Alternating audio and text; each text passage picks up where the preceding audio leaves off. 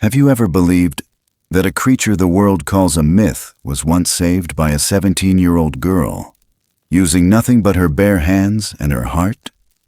It didn't roar. It didn't attack. It was simply scared. Like a child abandoned in a world that doesn't understand. The truth no one dares to say out loud. Bigfoot is real. And the ancestors of the Nez Perce sealed off an ancient mountain range to keep its secret hidden. Callie didn't just find a creature. She found a lost soul, exiled from the sacred land it once called home. Based on 7 generations of oral legend and symbol carvings, an incense ritual reopened the gates to Dreamwood, a place where no one returns the same. I spent 6 months following the film crew who witnessed what you're about to see. This story will make you believe in wonder again. That compassion can save an entire species. That nature remembers who treats it kindly. And that some connections don't need words to last forever. Ro, the creature, came back. Not to say thank you, but to protect. During a crushing drought, as wild elephants stormed the village, it stood between them and the people, while the Bigfoot tribe watched silently from the ridge. If you think this is just another folktale, keep scrolling. But if any part of you still believes in something sacred between human and forest, you cannot miss this. That morning, the fog hadn't lifted. It pressed low against the ground, wrapping itself around the trunks of the pine trees like it didn't want to let go. The sky was the color of old bones, and everything smelled like wet moss and cold breath. My grandfather said mornings like this meant the forest was listening. We were out early, walking the river bend behind Gray Pine Valley, where the water ran shallow and clear this time of year. I had my gathering pouch slung across my chest, and my boots sunk a little into the wet ground with each step. Grandpa moved ahead slowly, using the end of his carved walking stick to turn over ferns and brush aside spider webs. He always hummed low when he searched for medicine plants. Like the forest needed permission before we touched anything. I was squatting by the edge of the stream, trying to pull some sweet root loose from the rocks, when I heard it. A breath, not mine, not his, not human. It was rough, ragged, like someone choking on their own lungs. My fingers froze in the water. I turned, slowly, afraid of what I might see, afraid of seeing nothing at all. Then it moved. At first, I thought it was a fallen log, one of those mossy old giants that lie half in, half out of the stream bed. But it twitched. A shoulder. No, something like a shoulder. Thick, covered in matted fur the color of soaked bark. I took 1 step back, and a branch snapped beneath my heel. That's when it lifted its head. Its eyes found mine. I couldn't breathe. Not because I was afraid, though I was, but because of what I saw in those eyes. Not hunger, not rage, just fear and pain. And something that felt too close to human. It tried to move. Its arm, or forelimb, whatever it was, dragged against the stones and slipped. There was blood, a deep, open gash along the thigh. Its breath came out in wheezes, like it had been running for days and then collapsed right there. I turned to run. I almost did, but I didn't. Something stopped me. Something about how it looked at me. Not like a wild thing ready to attack, but like a child who's lost its mother. Grandpa's voice came from behind. Calm, steady, like always. Back away from it, Callie. But I couldn't. I just stared. He came up beside me, but when his eyes fell on the creature, his body went rigid. His cane hit the dirt. His face, this man who had taught me to skin deer without flinching, who never even raised his voice when a bear came too close to camp, his face turned to stone. No, he whispered, that's not possible. The creature shifted again, trying to sit up, but its limbs failed it. It slumped sideways with a grunt that sounded like the word help. But maybe that was just me hearing what I wanted to. Grandpa didn't blink. I've seen one of those before, he said, almost to himself. When I was your age, out past Bitter Creek. I thought it killed me that day. I looked at him, waiting for more. But all he said was, "I thought they were gone, all of them." Then he knelt. And that's when I knew the world had just changed. We didn't speak, not right away. We watched it breathe. It watched us back. Its fingers, huge, thick, almost human, dug lightly into the earth as if trying to hold on. Grandpa reached into his satchel, pulled out a leather pouch of cedar leaves, and tossed a pinch into the stream. A quiet offering. A way of saying, "We see you." The air felt different after that. I dropped to my knees beside the thing. I didn't know what I was doing. My hands moved on their own. I reached out. Slowly. The way you'd reach for a dog you're not sure will bite. My fingers hovered near its shoulder, then brushed fur. It was coarse, wet, warm. It didn't pull away. I didn't know what to call it, but I knew it was no monster. No demon from the stories. And when it blinked at me again, when its body shivered like it had just remembered winter existed, I whispered the first word that came to mind. "Ro!" Grandpa looked at me. "It means child of the mountain," I said. In the old language. He didn't argue. The fog was lifting now. Just a little. Enough for light to drip in through the trees. Ro's breath grew steadier. His eyes closed like he'd found some corner of peace. My fingers were still on his fur. I hadn't noticed. I looked up at Grandpa. "What do we do now?" He didn't answer right away. His eyes were still on Ro, but something in his face had shifted. Less fear, more weight, like he'd just remembered a debt that hadn't been paid. "We bring him back to the village," he said at last. "But not like this." "Then how?" "Carefully, quietly, and with respect." So that's what we did. We wrapped Ro in our thickest tarp, cut through the brush to avoid the main paths, and carried him between us like a wounded elder. The forest stayed silent the whole time, like it was holding its breath for us.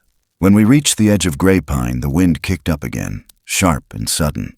I turned, just for a moment, and I swear I heard it, deep in the woods behind us, a voice, not quite human, a sound like thunder being swallowed. I looked at Ro. His eyes opened, and he stared west. Not scared, not lost, like he heard something we couldn't, something calling him home. I didn't sleep much that night.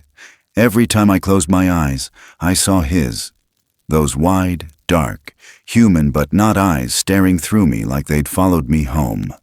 In my dreams, Ro bled through the blankets. In the silence between breaths, I thought I could hear something out there, something pacing just beyond the reach of the porch light. Morning came slow and cold. My hands smelled like cedar and dried blood. The village wasn't ready. Not for him. Not for the questions he dragged behind his silence. We kept him in the old root cellar behind my grandfather's cabin. Not because we thought he'd hurt anyone. Because we didn't know what the others would do if they saw him. The cellar was dark, dry, hidden. It smelled like pine pitch and ash. Ro didn't complain. He barely moved. He just breathed slow and deep, his body rising and falling like something ancient caught in sleep. Word got out anyway. Gray Pine isn't the kind of place where secrets last long. First came the whispers, then the knocks on our door, then the shouting. What is it? Where did it come from? Is it dangerous? Some thought he was a demon. Others thought he was an omen. A few thought we were lying, that Grandpa and I had finally gone soft in the head. But there were enough of us who remembered stories. Stories the old ones used to tell by firelight, about creatures that walked like men but came from older roots, older blood. The council held a meeting that night. I sat in the back, my fists clenched, fingernails digging into my jeans. The elders argued. Some wanted to chase him out into the woods and be done with it. Others wanted to call Fish and Wildlife. One woman, I think her name was June, started crying halfway through and didn't stop. Grandpa stood, said nothing for a long while, then pulled something out of his satchel. A piece of deer skin, stiff, old, cracked along the edges. Painted on it, in faded ochre and black, was a figure that looked too much like Ro to ignore. Same slope of the back, same long arms, same spiral symbol behind the ear. No one said anything after that. Just stared. The fire popped. Somewhere outside, an owl called. Back at the cabin, I sat by Roe's side. The lamp cast long shadows across the walls. His eyes were open, following the light, slow and steady. I brought him food, a bowl of boiled roots and cooked meat. He didn't eat much, but he tried. Clumsy fingers, slow movements. Like every bite cost him something. He didn't growl, didn't grunt, just kept looking at the door, toward the mountains, like something out there was calling to him. I spoke softly, told him about the village, about the council, about my mother and her stories, about the way the forest smells after rain. I don't know why I did that. Maybe I just wanted him to know he wasn't alone. Maybe I was afraid of the silence swallowing us whole. That's when I gave him his name, Roe. I whispered it the way you name a stray animal, or a child you think you'll lose. It came from somewhere deep in my chest. Roe, meaning child of the mountain. In the old tongue, the way Grandma used to call the deer she fed in winter. He blinked when I said it, turned toward me. His breathing shifted. He let me touch his hand that night. Just for a second. Just enough to feel the warmth still there. Something changed after that. The plants near the cabin started growing greener. The dead patch behind the root cellar sprouted new shoots. One morning we found 2 young deer grazing by the fence line. Normally, they'd never come that close. The air felt different, quieter, more watchful. People noticed. Some came by with jars of salve, baskets of food, old blankets. They didn't ask questions. They just left them on the porch. A woman I barely knew gave me a necklace carved from bone, whispered that the old spirits were waking up again. She wouldn't look me in the eye. Still, not everyone was at peace. There were stares, rumors, whispers at the market. One night someone threw a rock at our door. It cracked the window. Grandpa didn't even flinch, just picked up the stone and placed it beside the fire like it belonged there. I kept watching Roe, studying him.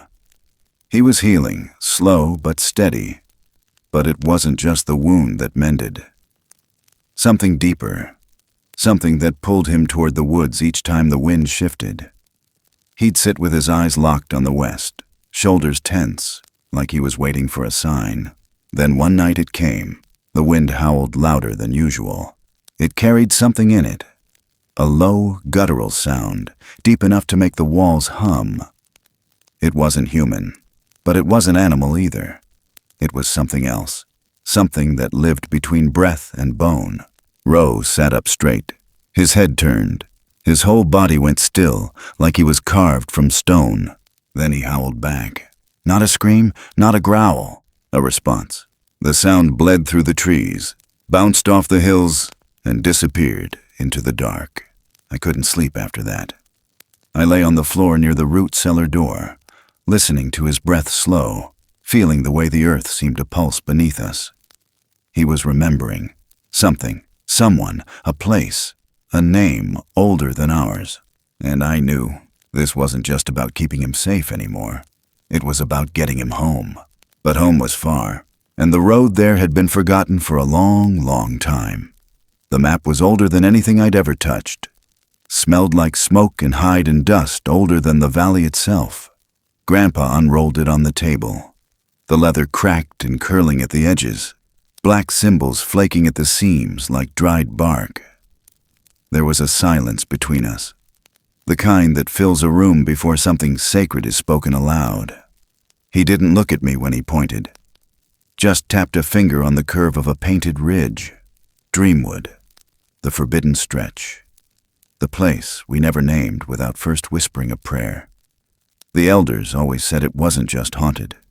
It was alive.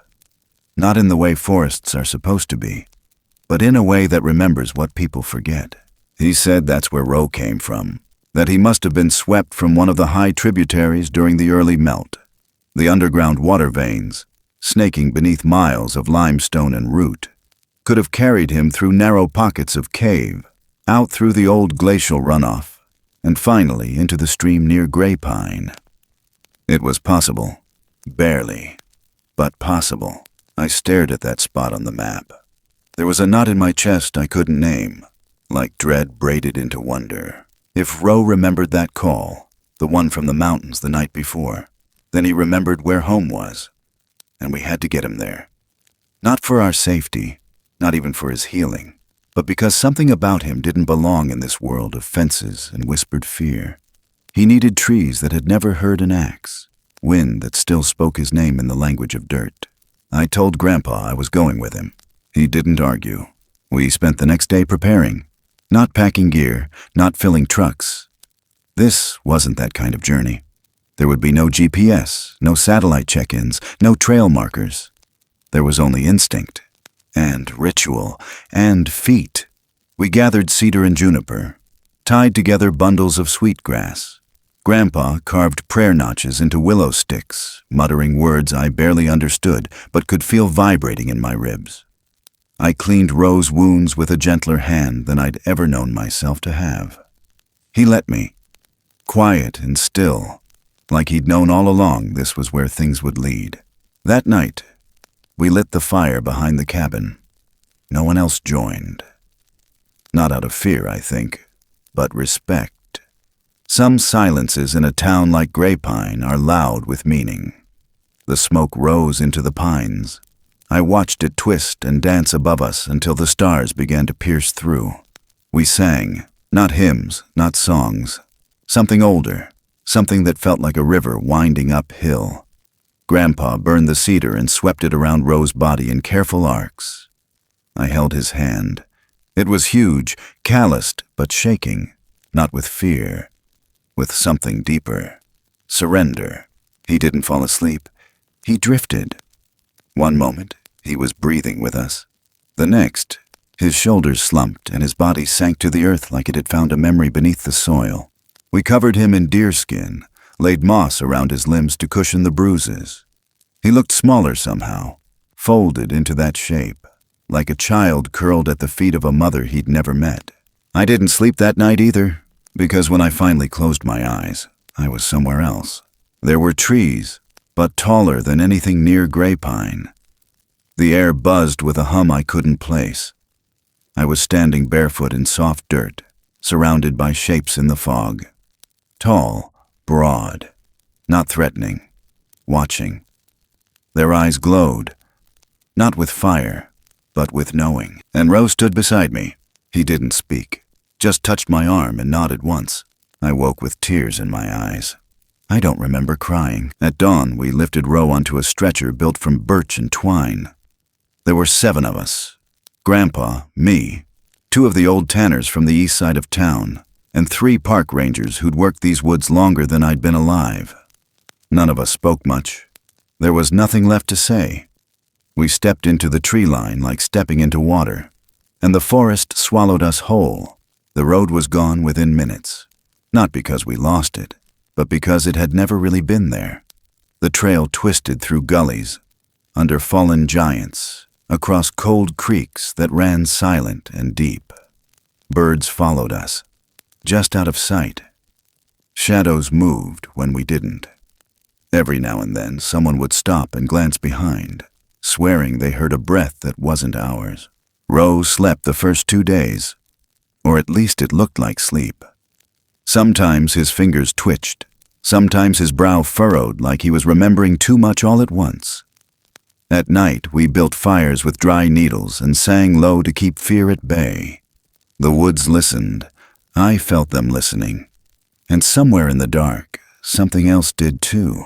The 3rd night, a storm caught us. The wind came fast, howling through the canopy, snapping branches like dry bones. We huddled beneath an overhang, rain blinding, our bodies soaked and teeth chattering. A tree split not 50 feet from us, a sound like a cannon. The path behind us turned to mud. We were trapped. And then Ro moved. He didn't wake up. He stood up, slowly. With weight behind every motion, his body wobbled, legs unsteady, but his nose lifted to the air. He sniffed, turned his head north, and began walking. We followed. No one questioned it. We walked behind him for an hour, maybe 2. No trail, no plan. Just the sound of his breath and the wind dying away. When we finally stopped, we were on a ridge overlooking a bend in the land none of us recognized. Dry, safe, sheltered by thick stone and old trees that had survived more storms than we ever would. We built a fire. Ro lay back down, breathing even. No one spoke. We didn't need to. The next few days blurred. The deeper we went, the less the forest felt like home. Rocks had carvings none of us could name. Trees grew in perfect spirals. We found bones, deer, elk, maybe bear, tied together with reed and twine in strange patterns. Circles, spirals, like the mark behind Ro's ear. I began dreaming more. Of voices I didn't understand, of mountains that moved when I blinked, of Ro standing at the edge of something vast, turning back just once before stepping into mist. And one morning I woke to find him already awake, sitting cross-legged back to the sun. His fur was matted, thick with dew, but along his spine, dozens of small feathers, white, gray, tawny, had been placed gently in his hair. Not by us. None of us moved. The forest had remembered him, and it was beginning to welcome him back. We left before sunrise. The world was still holding its breath, that cold silver hour before birds dared speak. Ro had already risen, waiting. His body was stronger now, firmer with each step, but there was a weight in his gaze that hadn't gone away since that night by the fire, like he was carrying not just his own memories, but 1,000 others too old for words. We didn't use stretchers anymore, not unless we had to. Ro walked slowly beside us, sometimes leaning against a branch we'd carved to his height, sometimes falling behind, but always walking. There were 7 of us.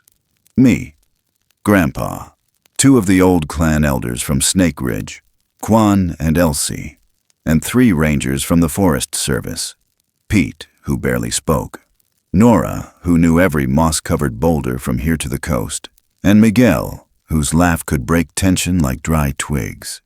We made an odd crew. None of us quite belonged together on paper. But the forest didn't ask for logic. It asked for belief. And we carried that like a second skin. We didn't follow trails. The forest had shifted since the maps were made. What looked like a path 1 hour would vanish the next, swallowed by bramble or creek swell or fog. We walked by instinct, and sometimes by Ro. He'd pause suddenly, ears twitching, then glance west. We learned to follow his gaze like a compass no needle could match. Each night we built a circle of flame and silence. The fire was less for warmth than for memory, keeping the dark from curling too close. Ro would sit just outside the reach of the firelight, watching the sparks rise like pieces of something lost. He never came closer unless I asked. Even then, he moved slowly, like he was afraid of breaking something fragile between us. I started humming to him after the second night. Low, drifting tunes my mother used to sing when the power went out and the wind wouldn't stop shaking the windows. Songs with no words, just feeling. The 5th day, we hit high ground. Snow was still melting off the northern faces, trickling into narrow veins that carved through granite and shale. Ro stepped into one and closed his eyes. He stayed that way for a while, silent, still, like he was listening for something beneath the water. Maybe he heard it. I never asked. Some things are too big for answers. By then my legs ached like bone-deep bruises. We all felt it, not just the miles, the weight of what we were doing, of what we were returning. I caught Grandpa staring at Ro once during a rest stop. His eyes weren't just tired, they were grieving, like he knew we were giving something up that wouldn't come back. That night, we huddled beneath a line of black firs. The trees leaned in like elders in prayer. Quan told stories, his voice dry but sure. Old tales about fire spirits and wolves that could speak and watchers that lived inside stone. Ro watched him the whole time. Didn't blink, didn't move, just breathed. like every word was stitching something back together inside him. Then the storm came. It hit around midnight. First the wind, sharp and whistling like it had teeth. Then the rain, thick as gravel, pounding the leaves like 1,000 fists. Trees bent. One cracked somewhere behind us with a sound that split the night. I grabbed Roe's arm. He was already rising.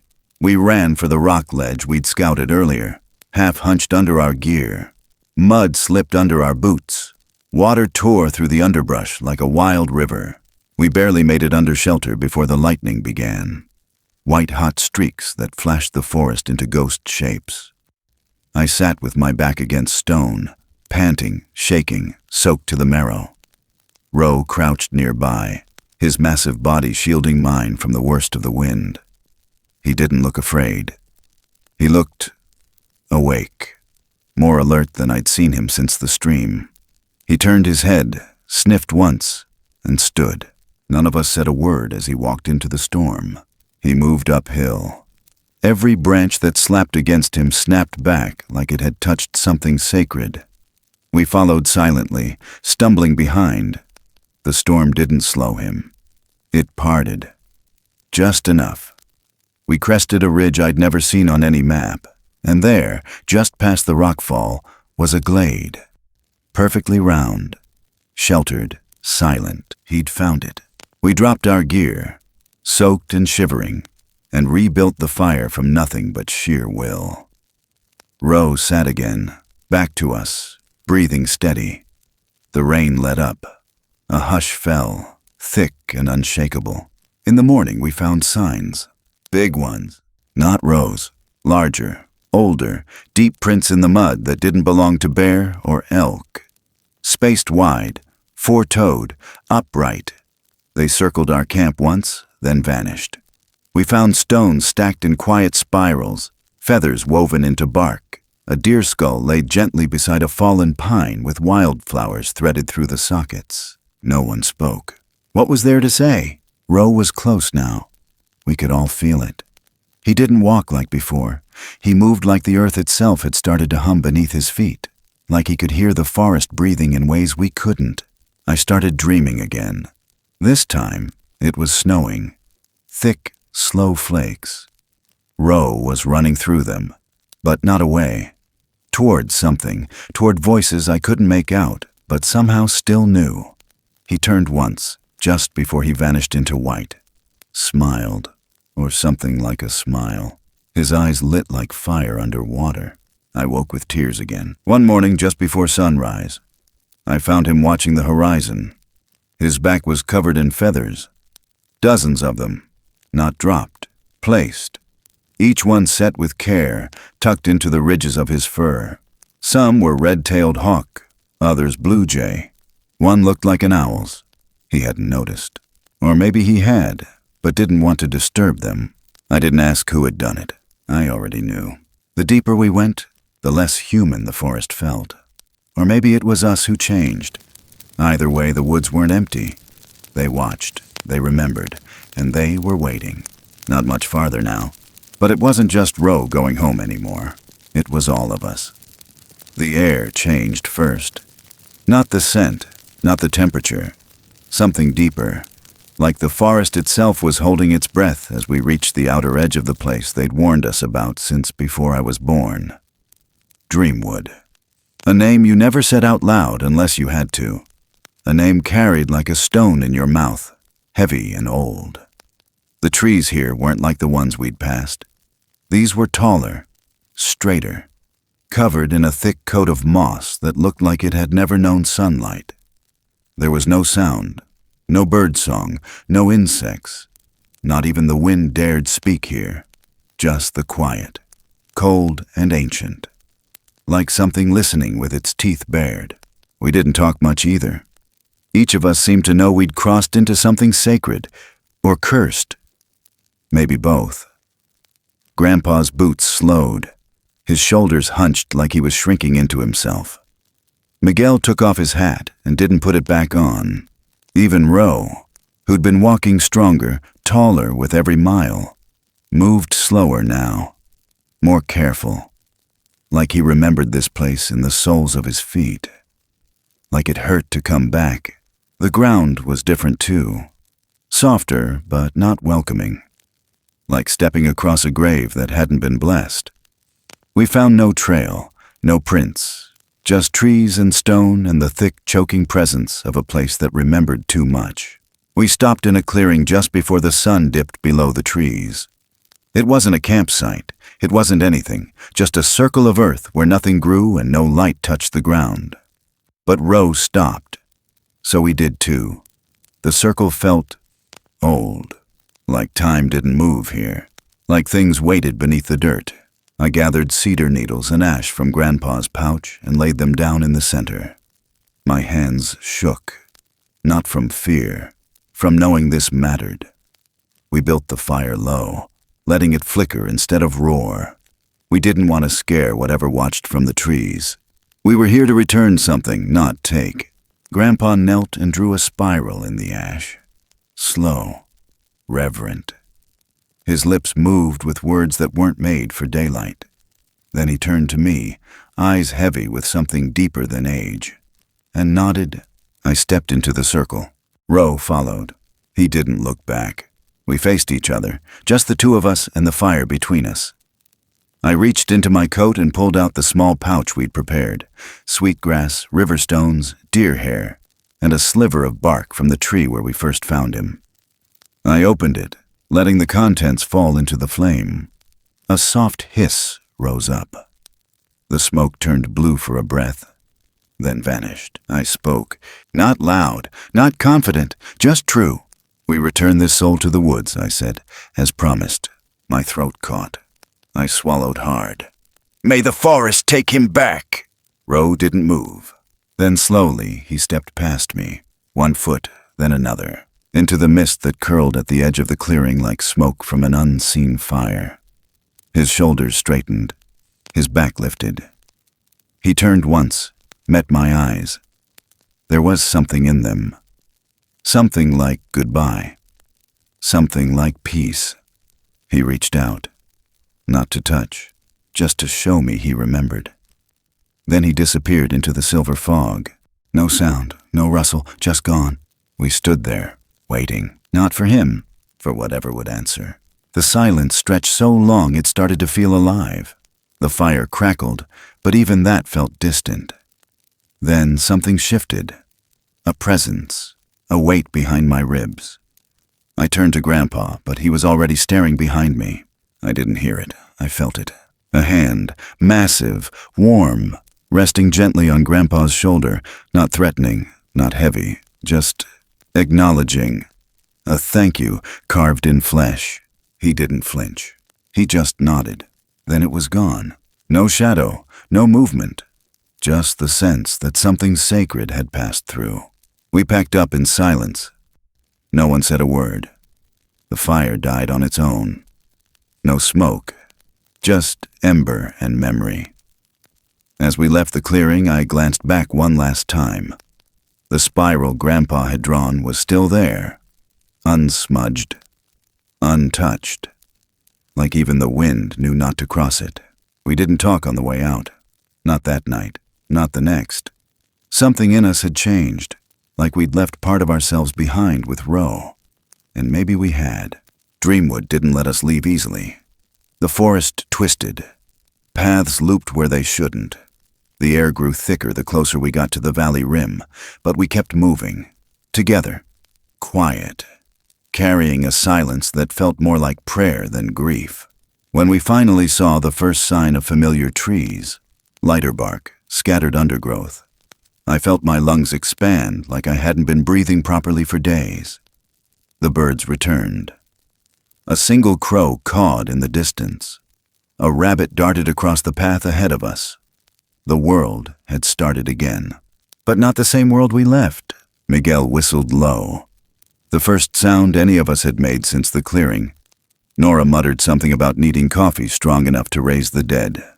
Grandpa just smiled, small and quiet. The kind of smile that didn't touch his mouth, only his eyes. We reached the edge of Gray Pine by late afternoon. The sun was hanging low, gold and wide, casting long shadows across the cabins. A few villagers watched us from porches. They didn't wave, didn't ask questions, just nodded once and turned back to their dinners. No one ever asked what we saw out there, and we never told them. Not because we didn't want to, because there are things that live better as silence. That night I couldn't sleep. I sat on the porch, watching the mist curl in the hollows of the trees, waiting for something I couldn't name. The wind picked up, just a little, just enough. It didn't say anything, but it felt like an answer. The sky went pale that summer, like something had sucked the color out of it. No clouds, no wind, just a dry, endless silence that stretched from horizon to horizon. By July, the streams behind Gray Pine slowed to a crawl, and the grass in the valley cracked when you stepped on it. Even the trees looked thirsty. You could feel it in the dirt, in the way it crumbled beneath your fingers like old bread. No birdsong, no crickets at night. Just this thick, invisible pressure sitting on your chest, making it hard to breathe. We hadn't spoken about Ro since we came back from Dreamwood. Not really. Not even between me and Grandpa. It was like we'd all agreed not to say his name too loud, like it might unravel the peace he'd found. But the valley felt different now, like it remembered him. The forest near the edge grew faster. The wildflowers bloomed twice. Deer came closer to the tree lines. Still, something in the balance had shifted. The river dried up completely in early August. It didn't shrink. It just vanished. One day it was there. The next it was stone and dust and the memory of water. That's when the animals started coming out of the forest. Not wandering, fleeing. We found bear tracks in someone's backyard. Coyotes pacing near the market dumpsters. A cougar was spotted crouched under the school swing set at dawn, eyes glowing like lanterns. The sheriff put out a warning.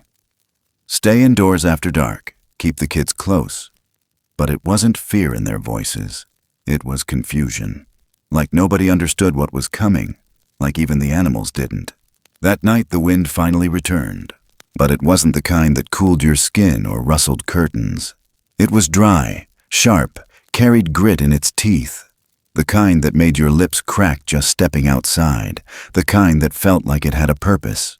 I was home alone when I heard the first tremor. It was subtle, like the earth cleared its throat somewhere deep below. The floorboards creaked. The picture frame over the mantel tilted. I pressed my palm to the window. Nothing.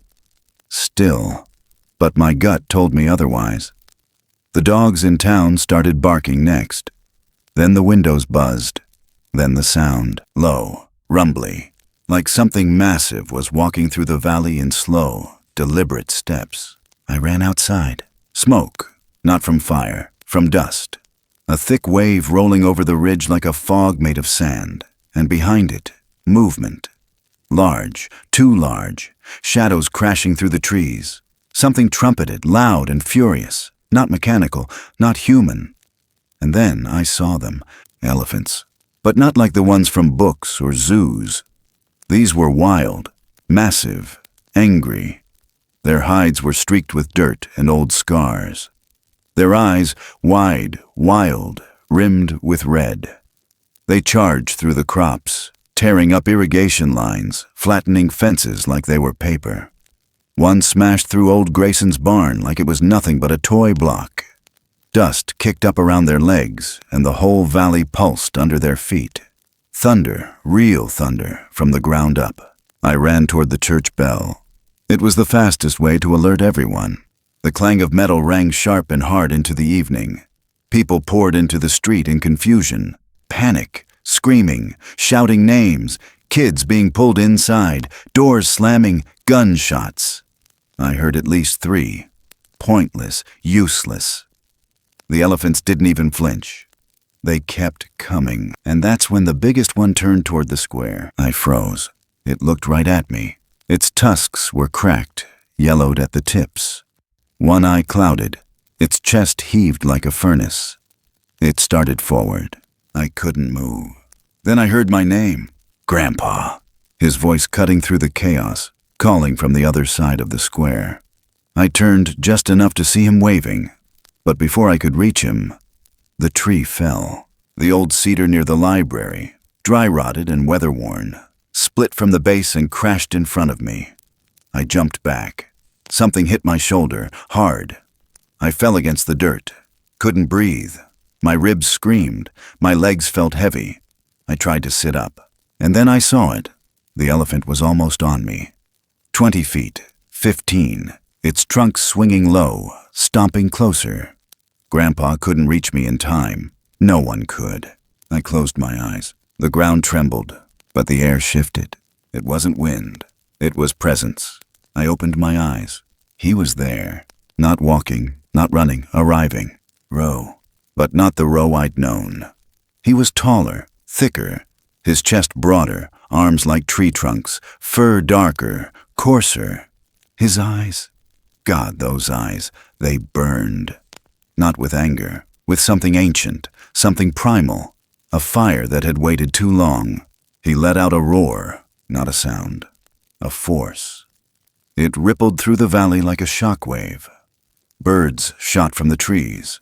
The elephant skidded to a halt, bellowing back in fury.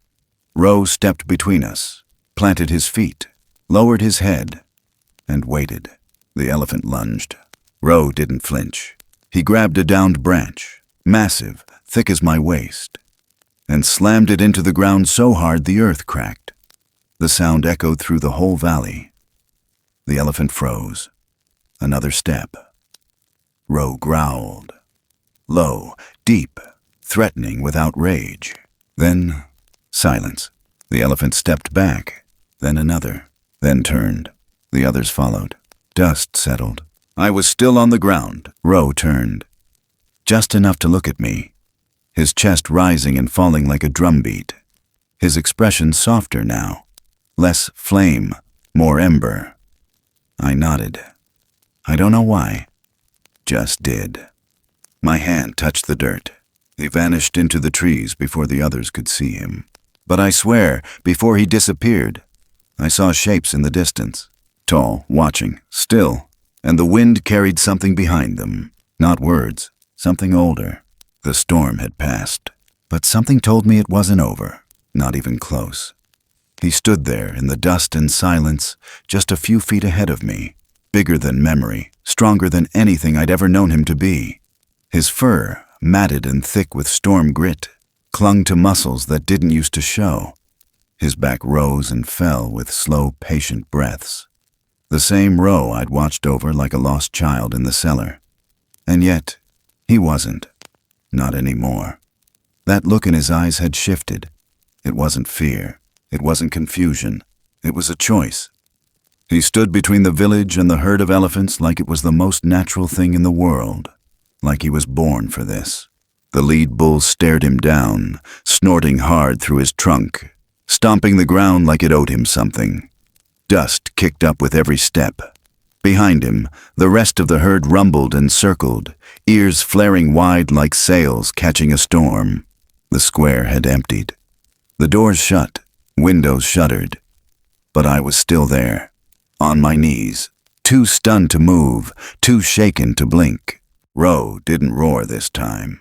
He just lifted a massive limb, reached for a broken tree trunk that had splintered in the chaos, and raised it over his head like it weighed nothing. He slammed it into the ground. Once, the earth cracked beneath it. The vibration crawled up my legs like heat. The bull hesitated. Another step. Roe growled. Low, guttural, not loud, but clear. A warning with weight behind it. That was when I noticed them. Shapes, lined up along the ridgeline behind the square. Dozens, maybe more. Tall, wide, still, not moving, not blinking, watching. Figures half swallowed by mist and branches and time. They didn't step forward. They didn't speak. They just stood. A silent tribunal. Witnesses to what Roe had become. The bull stopped. Then, slow, deliberate, he turned. One by one, the herd shifted behind him. Their heavy legs thudded across the dirt, trampling fields that once grew squash and beans. But they weren't attacking anymore. just leaving. One by one, they turned away, back into the pathless woods. The rumbling faded. The tension lingered. Ro stayed where he was, not moving. Not yet? I stood up. My legs shook, not from fear, from the weight of what I'd just seen. He looked back once, just over his shoulder. His eyes met mine. They were soft, not sad, not triumphant, just gentle. He nodded, barely there, and turned toward the tree line. But he wasn't alone. From the woods behind him, others emerged, one by one, from mist and shadow. Some shorter, some broader, some older, if that was something you could see in posture. They didn't touch him, didn't speak, but they formed a loose crescent around him as he walked. The villagers began to open their doors. People stepped out slowly, cautiously. No one said his name. I don't even think anyone breathed too loud. Ro paused at the edge of the forest, turned toward us, then toward the others. His tribe, his people, whatever word fits when you've been gone too long, and still they waited. He stepped into the woods. They followed. I stayed there long after they vanished. Not because I was waiting for something, but because I knew what I'd just seen wasn't for stories. It was for memory. The next morning, I walked the edge of the woods where Ro had last stood. I don't know what I was looking for. Maybe a print, a mark, something to say he'd really been there, something I could keep. What I found wasn't what I expected. Just outside the trees, in the low grass and dew-wet moss, was a small ring of vines, braided carefully, like a crown or a bracelet. Inside the circle, on the dirt, was a drawing. Simple, childlike. A figure, not Bigfoot, not animal. A girl, long hair, a pouch on her hip, drawn in ashen charcoal. The lines were messy, rushed, like they didn't want to be caught doing it. But it was me, not the way I looked in a mirror. The way I must have looked to someone who didn't have words. There was something next to the figure too. A hand, reaching out, not pulling, just offering. I crouched down, touched the edge of the drawing, and I cried. Quiet, so no one would hear it but the forest. So only the trees would carry it deeper. When I stood up again, the wind was moving through the branches like it used to. Lighter, calmer. The heat had broken. Somewhere in the distance, I heard birdsong again. Not many, but enough to feel like the world had taken a deep breath. I walked home slowly, heart heavier and lighter all at once, and I didn't look back, because I knew wherever he was, he had found his way. It's strange how quiet the world feels when it finally gives you space to breathe. 1 year later, and I still wake up before the sun. Still walk the same trails. Still carry that same old field notebook pressed to my chest like a second spine. But everything feels different, not louder, not quieter, just clearer. Like something old finally exhaled. I'm 20 now, the youngest ranger Gray Pines ever had, or so they say. There wasn't a ceremony, no badge, no speech, just Grandpa handing me a flask of cold coffee and saying, "They'll listen to you more now. Try not to waste it." I didn't. I don't. Most days, I ride the perimeter trails, check on trailheads, scan for signs of fire or wildlife damage. But some days, when the fog's heavy and the birds don't sing, I take a different path. One that's not marked on the map. One the GPS loses the minute I leave the main trail. There's a place out there, past the ridge, where the trees lean in too close and the moss grows thicker than memory. It's not far, but no one else goes there. Not anymore. Not since the fire season broke early and the valley cleared itself like a throat full of secrets. People don't talk about Ro, not because they've forgotten, but because they remember too much. This morning the dew clung low, hugging the blades of grass in tight little fists. I followed the fence line past the ranger's post, boots wet, pack light. Something in the air pulled me off the usual route. I didn't question it, just followed. The clearing was the same, still quiet, still holding something that never settled. The sun hadn't broken through yet, but the sky glowed faint behind the trees, like a promise that hadn't arrived. And then I saw it, just past the blackberry brush. in the tall, bent grass by the split cedar.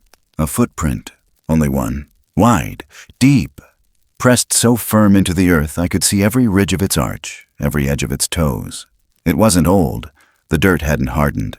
No leaves had fallen in. It was fresh. It hadn't walked through. It had stopped, like whoever it belonged to had just stood there, watching me from the trees. I didn't panic, didn't call for backup, didn't even reach for my radio. I just stood there, breathing in the silence. The air smelled like pine and ash and something else. Something warmer. I crouched, laid my hand inside the print. It dwarfed mine, but not in the way that scared me.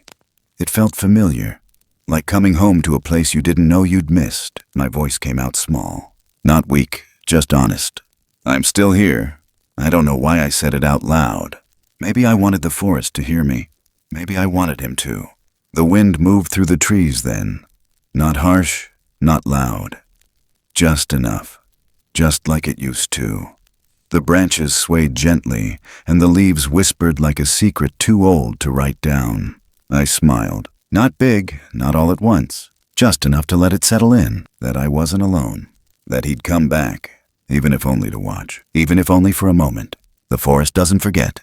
It carries things longer than memory, longer than blood. And some things never really leave. They just become part of the silence, part of the ground, part of you. Sometimes the world asks us to look closer, not with our eyes, but with the part of us that still remembers what it means to feel small beneath the trees. To listen to silence not as absence, but as presence. To believe, even quietly, that there are things in this life that do not need proof to be real. This story was never just about the wilderness. It was about the space between fear and understanding.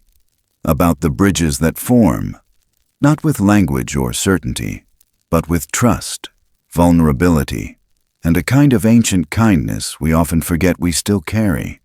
It reminds us that what we call wild is often just unfamiliar, not unfeeling. That there's a kind of dignity in what chooses to live beyond the noise of our world. And that compassion, when offered without demand, can echo louder than any scream. It's easy to forget, in the rush of survival, that we are not alone here. That the land remembers. That the wind pays attention.